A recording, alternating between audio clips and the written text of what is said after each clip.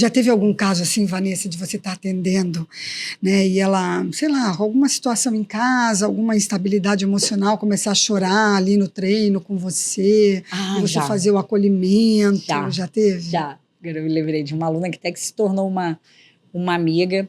Ela teve muita dificuldade para engravidar. Então, ela passou por, se eu não me engano, 4 FIVs, fertilizações, né? Engravidou na 4ª. Então, ela já chegou até mim com suas 12, 13 semanas, não por recomendação médica, que a médica já tinha liberado, é uma médica super parceira, que estimula bastante. Mas ela mesma, na primeira mensagem, ela mandou, olha, eu já estou liberada há muito tempo, mas estou com medo. Então, se é que você me entende, tá, não, tudo bem, a gente vai conduzir. Aí foi ótimo ela ter me falado, que aí eu já começo, já tenho até um ponto de partida. E a gente começou ali em relação ao treino, ela bem resistente, eu sentia ela muito travada. Então fui aos pouquinhos, eu acho que isso, a experiência ajuda bastante da gente saber quem a gente pode puxar um pouco mais, dessa aqui tem que ir devagar mesmo. Então os exercícios têm que ser mais tranquilos.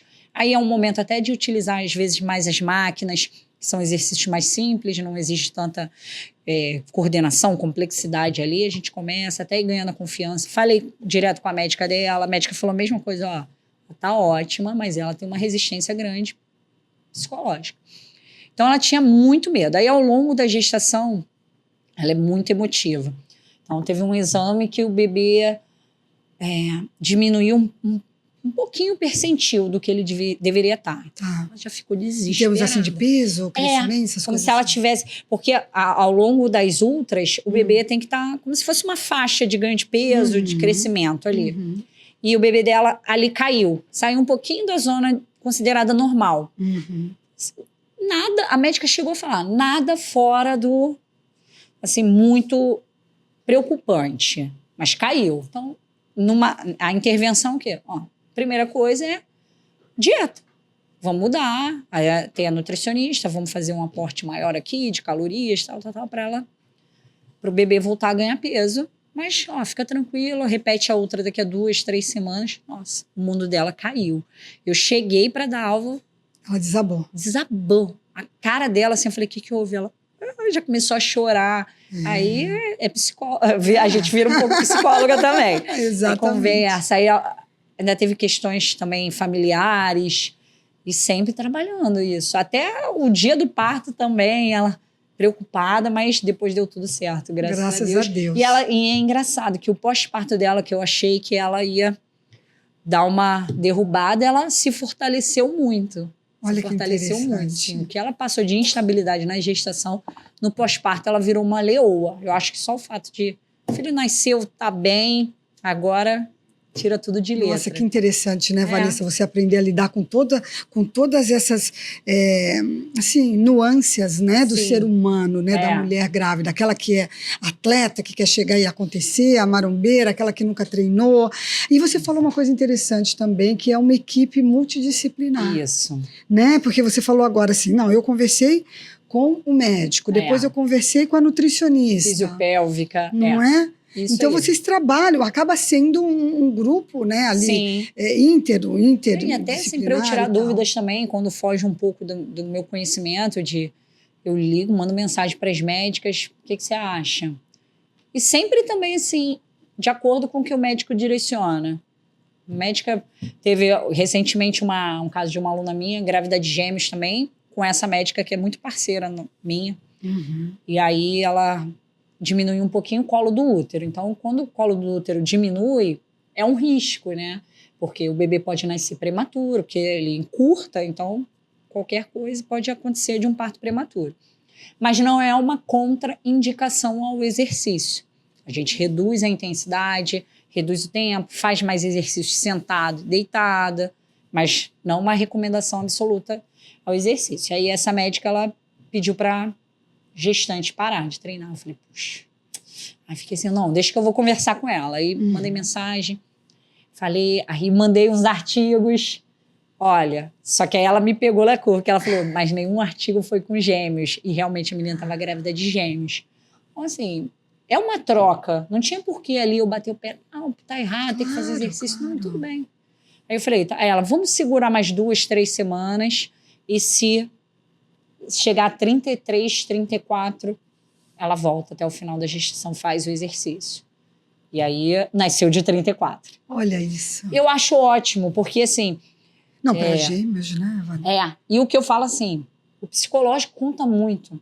Então, se eu insisto para gestante treinar, acontece dela ter um parto prematuro, mesmo que não tenha relação nenhuma com o exercício, ela pode associar. Pode vir associar, claro. E aí ela pode não só culpar a mim, mas culpar a si mesma. Sim. Que é o caso que é onde eu entro nas 12 primeiras semanas. Quando o médico fala, melhor não, eu não insisto, porque eu sei que é um risco que pode acontecer e que inevitavelmente vai gerar essa dúvida na cabeça da aluna. Se acontece dela perder o bebê, ela vai falar, poxa, será que se eu não tivesse malhado, como o médico falou, eu teria perdido? Assim, eu prefiro, olha, se você realmente está insegura, espera. Claro. Vai ser o fim do mundo também. Lidar, então, eu não trato ela somente como um corpo. Fisicamente, eu sei que seria importantíssimo para ela, mas... E você está falando de riscos, Vanessa. Sim.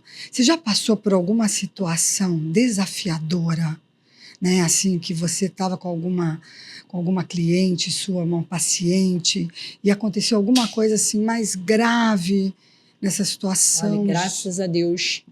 Nós tivemos situações. Recentemente eu atendi até a minha prima. Ela, colo do útero curto, já era também, se eu não me engano, a 3ª fertilização. Lembrando que gestantes que engravidam por FIV, elas têm um risco maior de desenvolver diabetes, de desenvolver pré-eclâmpsia. Então já é uma gestante de risco. Uma gestante que engravida por FIV já é uma gestante que a gente considera de mais arriscado.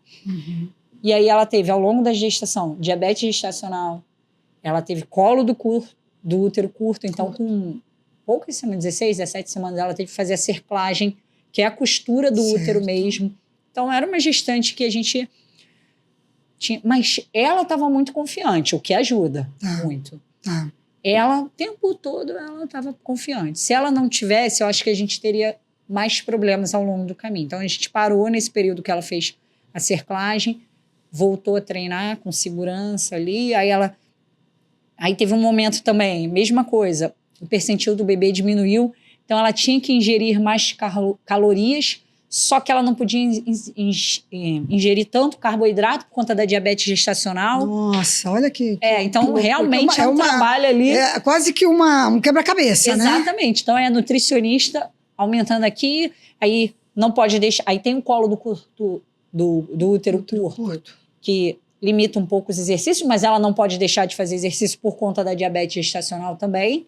Então, é realmente um quebra-cabeça ali que a gente vai juntando as pecinhas ali. E também eu trabalho com a fisiopélvica, também são grandes parceiras.